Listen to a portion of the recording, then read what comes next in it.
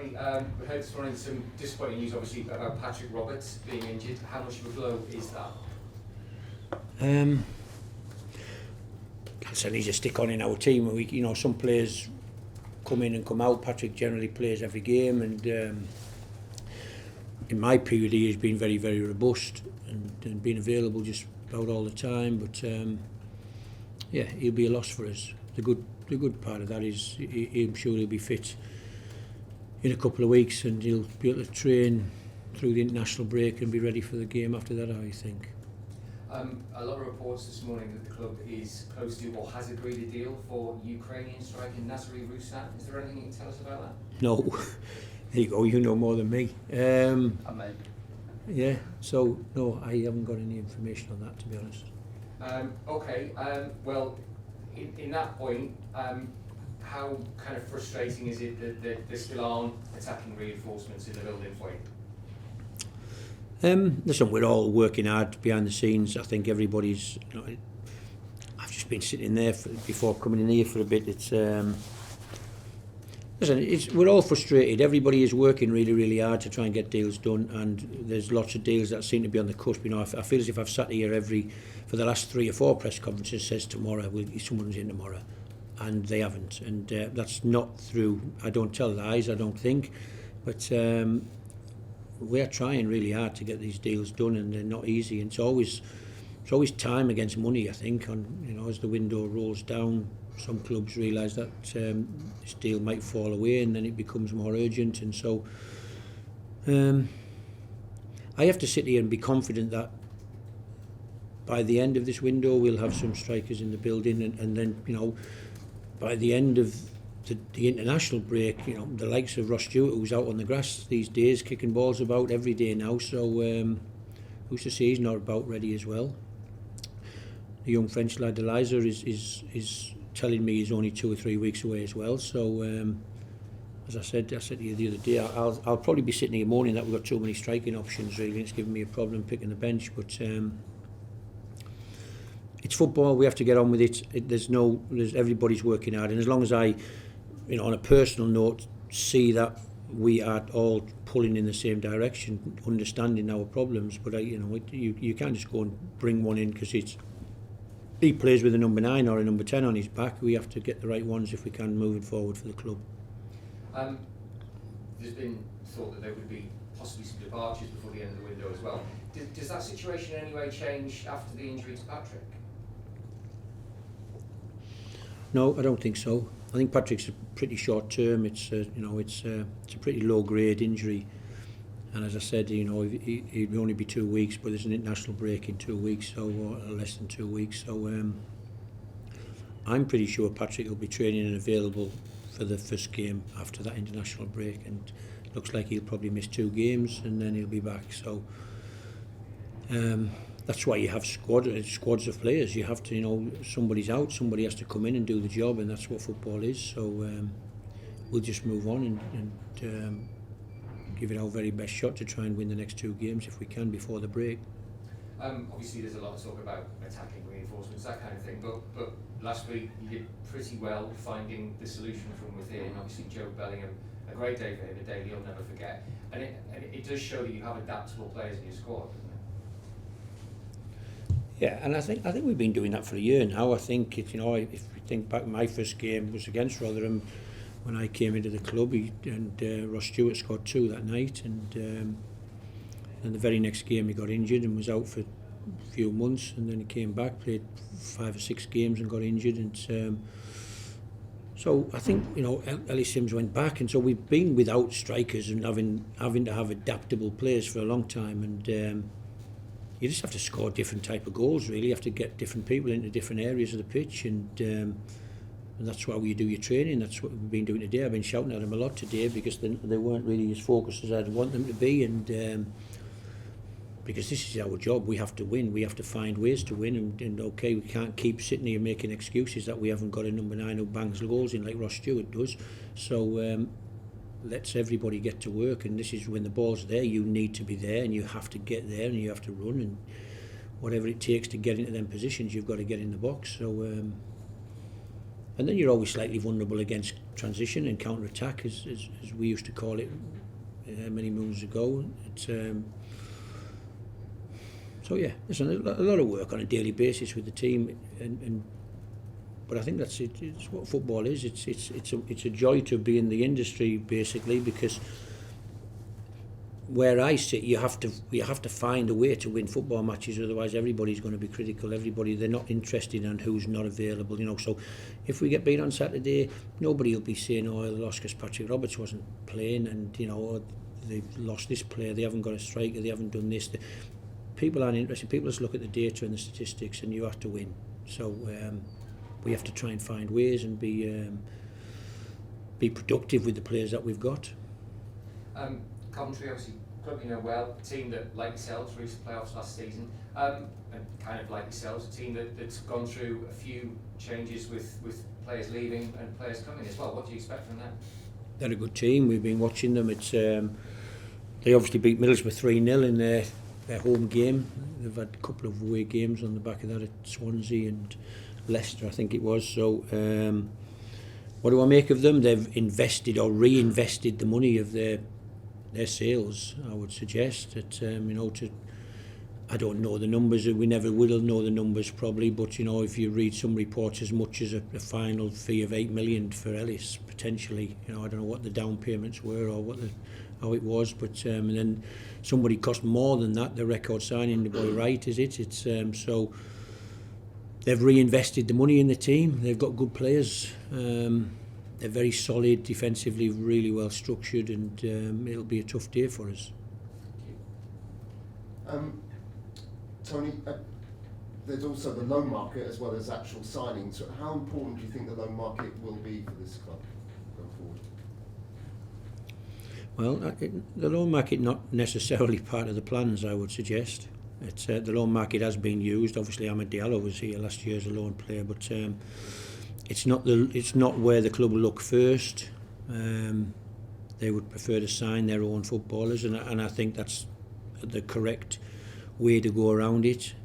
If I think back to my days at Coventry, for instance, we had Adam Armstrong and Jacob Murphy. We had like 5 loans every year. What happens is they all go away. Adam scored 29 goals or whatever it was, and then went back to Newcastle and then went off to Barnsley or something. We had Ryan Kent from Liverpool. We paid £1 a week for him on a loan from his first loan from Liverpool, £1 a week, and he went up to Glasgow Rangers and ripped it up. I think has he left Glasgow Rangers now, but he's been one of the best players in Scotland for the last 3 or 4 years. It's my point is the model isn't that. We're not going to fill this club full of loan players. We're going to try and sign our own players and polish them up and create value in them, and hopefully they help the team be successful. But I think the evidence of Diallo last year, of Ahmed, shows that loan players can help the players around them, give them confidence, give them belief, give them can help the team function really. And ideally, these players, if they're coming from the Premier League, they'll be really high quality and they can help a team. But I think it is important that you don't rely too heavily on too many loan players. Obviously a lot of focus at the moment on the centre-forward situation, but the team in the first 3 league games yet to keep a clean sheet. Is that an area of concern for you? Is it just too early? We'd like to keep clean sheets. I talked last week about stats and people saying that we with all the data that goes around these days, with the expected goals for and against and stuff, we should have been maybe 4th in the league from 2 or 3 games, but somebody told me this week that we've got the best expected goals against in the division, and yet we haven't kept a clean sheet yet, when we've lost 2 goals in 2 games, and yet our expected goals against is the second best in the league. So I don't. If I thought, goodness me, that teams are peppering our goal, I would be more concerned. But I think it was the game, not the last game, the game before. The last game, I think they only had 4 shots, 1 on target, and scored 1 goal. The game before, they had 2 shots on target and scored 2 goals. It's not that we're conceding 15 shots and losing 3 goals. We are conceding very few efforts at our goal, but the ratio of shots on target are going in have hurt us a little bit. So 2 of them were huge deflections, of course, but so yeah, I don't sit here concerned. I think defensively the structure's good. I don't see teams ripping us to bits and giving us lots of problems. But we would like to get a clean sheet pretty quickly and try and build off that. Thanks, Tony. Tony, after the first couple of losses, of course, in the season, can getting that first win which you got on Saturday really help to kick-start your season?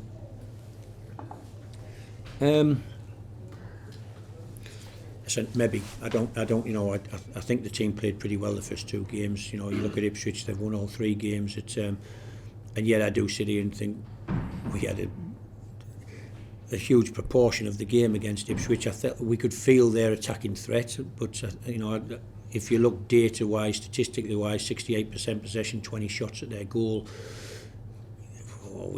They scored from a deflected